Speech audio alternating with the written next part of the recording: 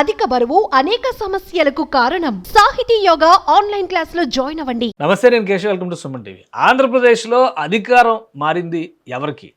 YCP నుంచి టీడీపీకి, కూటమికి వచ్చిందా, లేదా మళ్ళీ వైసీపీ నేతలు, వైసీపీకి అండగా ఉన్నటువంటి అధికారులే పెత్తనం చలాయిస్తున్నారు? ఈ చర్చ గత 6 నెలలుగా ఫుల్ స్టాప్ లేకుండా జరుగుతూనే ఉంది. ఇప్పుడు అధికార యంత్రాంగం పరిధి దాటి రాజకీయ స్థానాల్లో కూడా వచ్చేసినట్టు కనిపిస్తుంది. ఏకంగా మంత్రులే వైసీపీలో గతంలో కీలక పాత్ర పోషించినటువంటి మాజీ మంత్రులు, అలానే తెలుగుదేశం, జనసేన నాయకులపైన దౌర్జన్యాలకు పాల్పడిన వాళ్ళని పక్కనే పెట్టుకుని యాత్రలు చేయడం, ఆవిష్కరణ సభల్లో పాల్గొనడం అనేది తీవ్ర వివాదాంశంగా మారిపోయింది.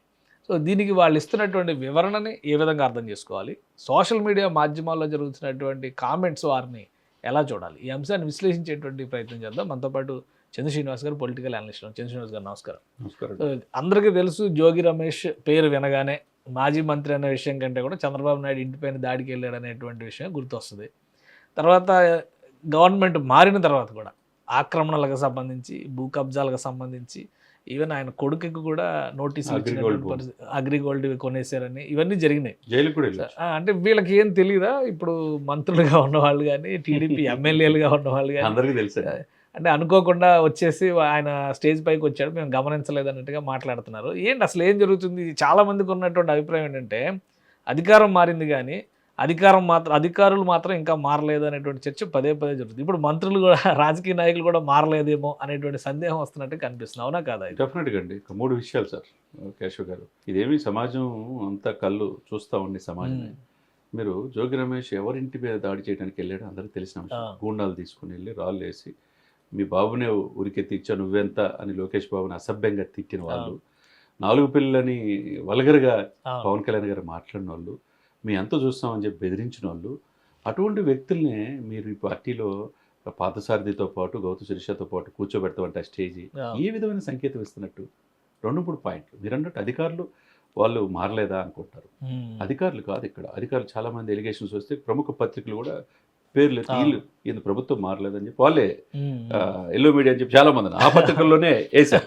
మరి ఏంటి ఇది పరిస్థితి అని చెప్పి. మరి అసలు అధికారులు చిత్తశుద్ధి లేదు, అధికారులు అలానే అలసత్వంగా ఉన్నారు. రెండోది, సోషల్ మీడియాలో విశృంఖలంగా బోరగడ్డ అనిల్ అనే వ్యక్తిని పవన్ కళ్యాణ్ గారు చెప్పేదాకా 4 మాసాల దాకా వదిలేశారు. వర్రా రవీందర్ రెడ్డి వదిలేరు, పోసాన్ని వదిలేరు, చివరికి ఆడు బెయిల్ రామ్ గోపాల్ వర్మ కూడా ఏం జరుగుతుంది అంటే ఇప్పుడు అవినీతి కూరుకుపోయి ఆయన వరాహయాత్రలేమో కాకినాడ కేంద్రంగా అక్రమంగా సరఫరా అవుతుందని చెప్పిన సివిల్ సప్లై 55,000 మెట్రిక్ టన్నులు పట్టుకున్నా ఆయన కూడా ఏం చేయలేని పరిస్థితి. అంటే ఆయన కూడా ఆపగలిగారంటే ఏంది ఇది? దీని వెనక ఏం జరుగుతుంది? మనం ఏమి ఇస్తాం సమాధానం? ఇప్పుడు దీంట్లో కార్యకర్తలు ముఖ్యం సార్. ఏ పార్టీకైనా ప్రాణాలు సైతం లెక్క చేయకుండా జెండా మోసే. ఒకటి కార్యకర్తల కంటే ఇప్పుడు ప్రజలు కూడా ఒక అయోమయ స్థితిలో పడ్డారు. ఇప్పుడు వాళ్ళు ఒకటేనేమో అనే భ్రమ రావట్లేదు, అభిప్రాయం రావట్లేదు. అంతే కదండి, మీరు చెప్పింది కరెక్ట్. అనేక ఎలిగేషన్స్ గత ప్రభుత్వంలో వైసీపీ మీద వచ్చినాయి. మరి మీరు చేస్తుంది ఏంటి? మీరు అదే వ్యక్తుల్ని మీ పార్టీకి తీసుకొచ్చి పార్థసారథి క్షమాపణ కోరినంత మాత్రాన గురుమూర్తి అని చెప్పి బీసీ గౌడ్ చైర్మన్ అంట, నా ప్రాణాలు ఇస్తాను చంద్రబాబు నాయుడు అడిగితే అనుకోకుండా జరిగింది క్షమాపణ కోరుతాడు. రాజీనామాలు చేసేయాలి కదా ఇలాంటి వాళ్ళు. ఇప్పుడు భేదం తెలియని వాళ్ళు దానికి ప్రాయశ్చిత్తం చేసుకోవాలి కాబట్టి రాజీనామాలు చేసి స్వచ్ఛందంగా తప్పుకుంటే బాగుంటుంది. వీళ్ళ ఉనికి మాత్రం, వీళ్ళ స్నేహాలు మాత్రం కంటిన్యూ అవుతారు. అమాయకులైన ప్రాణాలు సైతం పణంగా పెట్టి బూత్తుల్లో నిలబడిన వాళ్ళు, ఈ పార్టీ గెలవడానికి కారణమైన వాళ్ళు, కేసులు పెట్టించుకున్న వాళ్ళు, కొంతమంది హత్యకు గురి అయినారు, కొంతమంది ఆస్తులకు పోగొట్టుకున్నారు. ఇటువంటి వాళ్ళు మెడల మీద ఈ పార్టీ ఏర్పడింది. 124 సీట్లు మీకు ఇచ్చింది. 151 కూడా కాదని, 10 సంవత్సరాలు చేద్దామన్న జగన్ కూడా కాదని ఎందుకు ఇచ్చారంటే 4.5 దశాబ్దాల అనుభవం చంద్రబాబు నాయుడు గారు ఏదో ఒకటి పోరాట పట్టిమ ఉండి ఈ రాష్ట్రాన్ని అభివృద్ధి బాటను తీసుకెళ్తారు పవన్ కళ్యాణ్ అనే ఉద్దేశంతో ఇచ్చారు తప్పితే గత పార్టీలో వాళ్ళ కొడుకు జైలుకి వెళ్ళింది మీకు తెలియదా? అగ్రిగోల్డ్ భూముల్లో ఉన్నది తెలియదా మీకు? జోగి రమేష్ అనే వ్యక్తి పెడన కాన్స్టిట్యూన్సీలో అనేక మంది జనసేన కార్యకర్తలు టీడీపీ వాళ్ళని అక్రమంగా కేసులు పెట్టి జైలుకి పంపించింది తెలియదా? మరి ఇన్ని తెలిసి కూడా వీళ్ళు ఎందుకు చేస్తున్నారంటే దారుణం ఉంది సార్. వాళ్ళు ఒకటే అంతే కదా, అంతే కండి. ఒకటి అధికారులు మొన్న సిఐడిలో కూడా ఒక బృందం వేశారు. సిఐడిలో ఎందుకు పోర్టుల మీద నిఘా చేయడానికి, దాంట్లో కూడా ఒక 4 డిఎస్పీల మీద ఆరోపణలు ఉన్నాయని చెప్పి వచ్చినాయి. వైసీపీకి అనుబంధంగా ఉండాలని. మరి ఏం చేస్తున్నట్టు డీజీపీ? ఎందుకు అంటే ఇప్పుడు చంద్రబాబు నాయుడు గారికి ఎంత అనుభవం ఉంది, ఆల్రెడీ పవన్ కళ్యాణ్ గారు కూడా ప్రతి అంశాన్ని క్షుణ్ణంగా పరిశీలిస్తున్నారు. కానీ నిర్ణయాలు తీసుకునే దగ్గర లోపం జరుగుతుందా, అమలు చేసే దగ్గర లోపం జరుగుతుందా? అనుకున్నది అసలు జరగట్లా ఇది అని స్టేట్మెంట్ ఇచ్చిన తర్వాత జరిగేది వేరేగా ఉంటుంది. ఇప్పుడు రెడ్ బుక్ ఒకటి వచ్చింది సార్, మన యోగులందరూ వచ్చినప్పుడు రెడ్ బుక్లో అన్ని రాస్తారు. రెడ్ బుక్ పంచాయతీ జరుగుతుంది వీళ్ళు అంటారు, మేము ఒక బుక్ తెస్తాం బ్లూ బుక్ అని ఆయన అంటాడు. అసలు రెడ్ బుక్లో చేసినట్టు కరెక్ట్గా చేయాలంటే ఎందుకు ఇంత వెయిట్ చేయటం మీకు తెలియదా?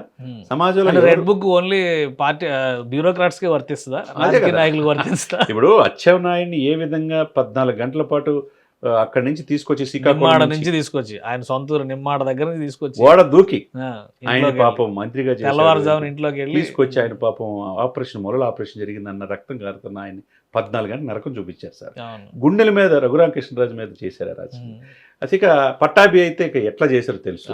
ఇక ఎంతమందిని దారుణంగా వీళ్ళు చేసి టీడీపీ ఆఫీస్ మీద అద్దాల పాలు కొట్టి వాళ్ళేమో సుప్రీంకోర్టుకి వెళ్ళి బెయిల్ తెచ్చుకుంటారు, వాళ్ళు బయట తిరుగుతున్నారు.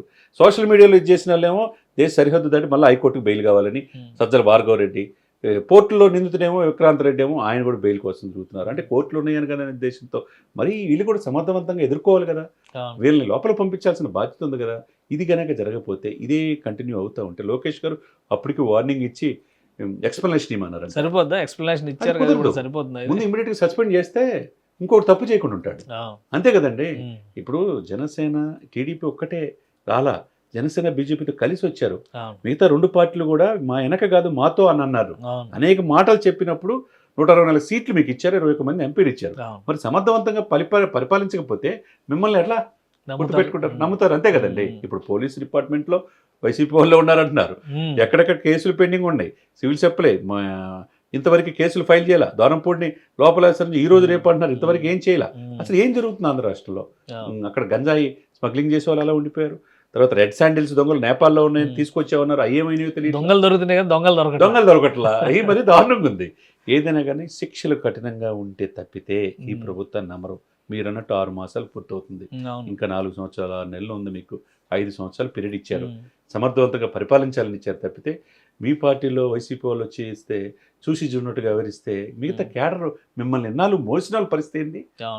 వాళ్ళు చేజారిపోయే అవకాశం. పార్థసారథి గారు కూడా ఆలోచించుకోవాలి, ఎందుకంటే ఆయనకు చివరి నిమిషంలో సీట్ ఇవ్వడము, ఎమ్మెల్యే అయినాక మంత్రి పదవి ఇవ్వడము, ఇన్ని సంవత్సరాలు బంధం అనుకుంటా సార్ ఆయనకి. అదే అంత జరిగినా కానీ జోగి రమేష్ తీసుకురావడం తప్పు, క్షమాపణ కోరుతున్నానంటే సరిపోయిందా సార్? అది తప్పది. మంత్రివర్గంలో ఉన్నావు నువ్వు, రాష్ట్రం మొత్తం చూస్తుంది, కీలకమైన శాఖ నీ దగ్గర. ఎమ్మెల్యే అయితే ఆ వర్షన్ వేరే కావచ్చు, మీరు ప్రభుత్వంలో భాగస్వామి కదా, మీకు తెలియదా? మీకు పిఏలు మీ యంత్రాంగం లేదా? ఎవరు వస్తున్నారో తెలియదా? అనుకోకుండా కూర్చుంటే కుర్చీలో లేపలేకపోయాం, కుర్చీలో ర్యాలీలో ఉంటే ఫస్ట్ ర్యాలీలో ఉన్నారు. కాబట్టి ఇది జరగకుండా రిపీట్ జరగకుండా అంటే కఠినంగా లోకేష్ బాబు వ్యవహరించాలా. మిగతా చంద్రబాబు నాయుడు గారు, పవన్ కళ్యాణ్ గారు కూడా ఎటువంటి వాళ్ళు, వీళ్ళేంటి, వీళ్ళ నేర చరిత్ర ఏంటి, ఇష్టానుసారంగా 5 సంవత్సరాలు వ్యవహరించి పార్టీల కార్యకర్తల మీద అక్రమంగా కేసులు పెట్టించారని తెలియదా వీళ్ళకి? కాబట్టి సీరియస్ యాక్షన్ ఉండాలి, సీరియస్ యాక్షన్ ఉంటేనే వీళ్ళని నమ్ముతారు. రైట్. థ్యాంక్ యూ చంద్ర శ్రీనివాస్ గారు. ఇది ఆంధ్రప్రదేశ్లో రాజకీయాలు రోజుకో మలుపు తిరుగుతున్నట్టుగానే రాజకీయ నాయకుల మనస్తత్వాలు కూడా మలుపులుగా తిరుగుతున్న పరిస్థితి కనిపిస్తుంది. వైసీపీలో ఉండి అధికారం చలాయించి ఒకప్పుడు పార్టీలపైన, ఇతర పార్టీలపైన విపక్షాలను వేధించిన నాయకులు ఇప్పుడు అధికారంలో ఉన్నటువంటి నాయకుల అండ చూసుకుని తమకున్న రిలేషన్స్ ఉపయోగించుకుని ముందుకు వెళ్ళడం అనేది కార్యకర్తలను అయోమయంలో పడేస్తుందని చంద్ర శ్రీనివాస్ గారు విశ్లేషిస్తున్నారు. ఇలాంటి ఘటనలు పునరావృతం కాకుండా ఉండాలంటే ఖచ్చితంగా చర్యలు తీసుకోవాల్సిందేనని చెప్తున్నారు. ఇది special discussion. Keep watching. Suman టీవీలో మీ పర్సనల్ అండ్ బిజినెస్ ప్రమోషన్స్ కోసం కింది నెంబర్కి కాంటాక్ట్ చేయండి.